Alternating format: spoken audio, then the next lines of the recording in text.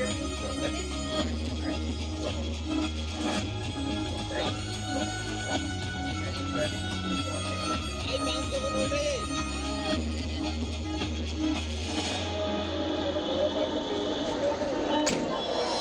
कोस पर बदले पानी और चार कोस पर पानी।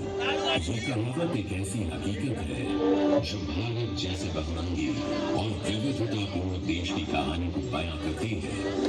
एक ऐसी कहानी जिस देश का गौरवपूर्ण इतिहास और प्राकृतिक धरोहर को विश्व पटल पर रखती है।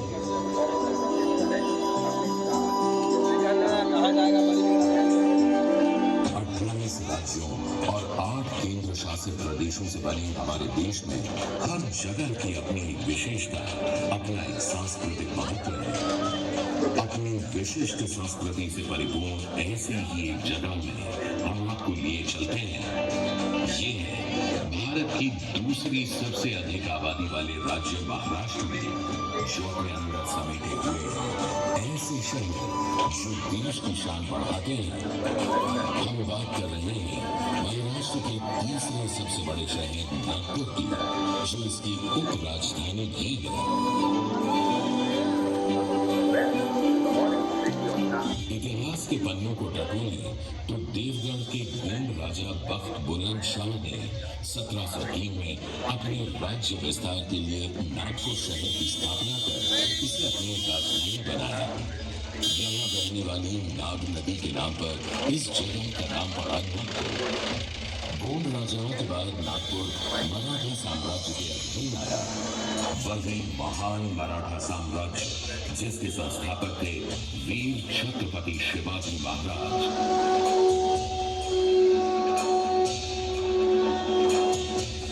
उन्हीं के आदर्शों पर चलकर 1743 में राघोजी भोसले प्रथम ने नागपुर की कमान संभाली और यहाँ के पहले मराठा शासक बने। मराठाओं के बाद नागपुर पर अंग्रेजी हुकूमत ने अपना शिकंजा कसना शुरू किया और तीसरे एंग्लो मराठा युद्ध के बाद 1818 में नागपुर को ब्रिटिश साम्राज्य की एक रियासत बना दिया गया और 1853 आते आते ब्रिटिश भारत में विलय कर नागपुर एक प्रांत बन गया। वक्त गुजरा, दौर गुजरे और 15 अगस्त 1947 को हमारा भारतवर्ष अंग्रेजी हुकूमत से आजाद हुआ।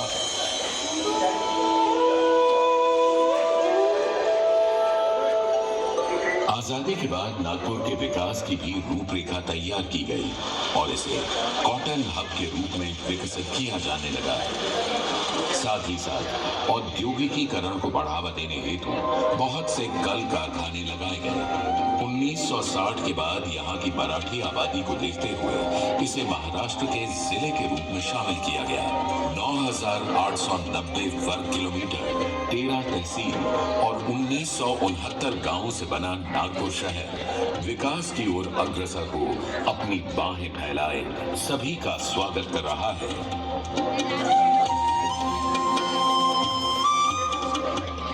ऑरेंजेस यानी संतरे का सबसे ज्यादा उत्पादन करने वाला नागपुर शहर ऑरेंज सिटी के नाम से भी जाना जाता है।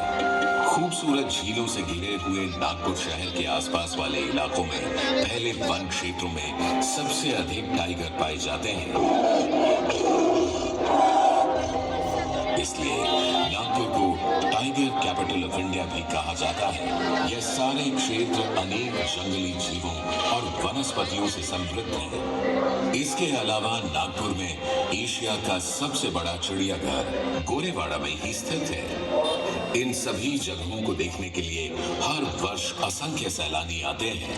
भारत की प्रगति में अपनी अहम भागीदारी निभाने हेतु कंटेनर कॉर्प और मिहान जैसी बड़ी परियोजनाएं हैं जो नागपुर को कार्गो हब बनाकर देश के विभिन्न भागों से जोड़ने की एक अनूठी पहल है। नागपुर से मुंबई के बीच की दूरी को कम करता समृद्धि महामार्ग राष्ट्रीय एवं अंतर्राष्ट्रीय बाजारों का गेटवे माना जाता है।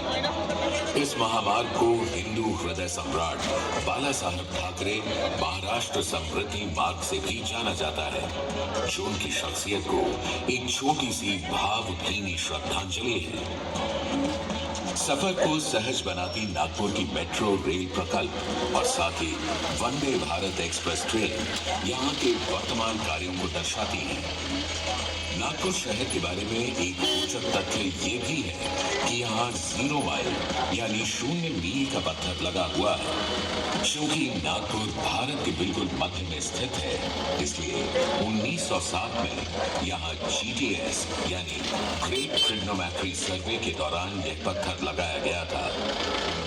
नागपुर का नाम कुछ ऐसी शख्सियतों से भी जुड़ा है जिनका अगर जिक्र ना हो तो कहानी अधूरी सी लगती है, जैसे कि डॉक्टर केशव बलिराम हेडगेवार जी, जिन्होंने 1925 में राष्ट्रीय स्वयंसेवक संघ की स्थापना इसी शहर में की।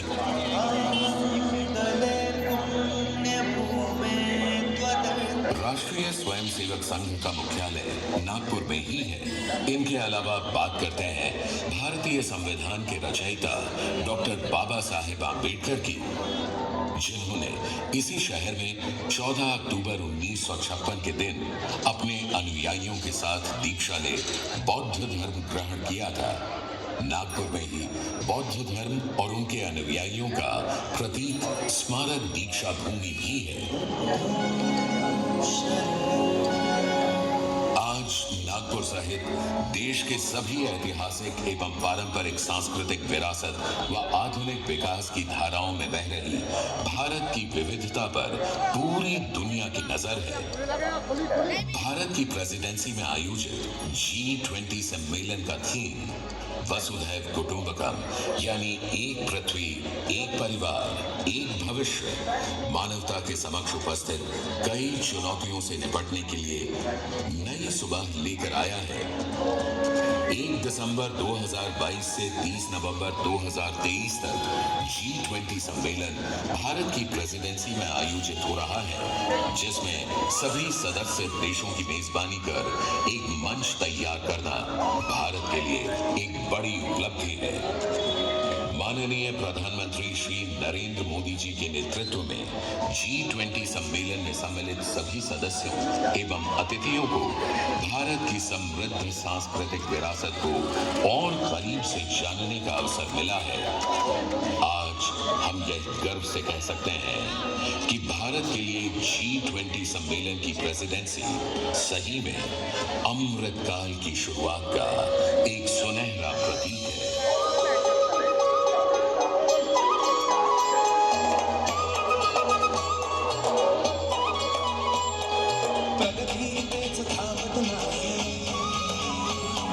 संस्कृती लुप्त होत नाही,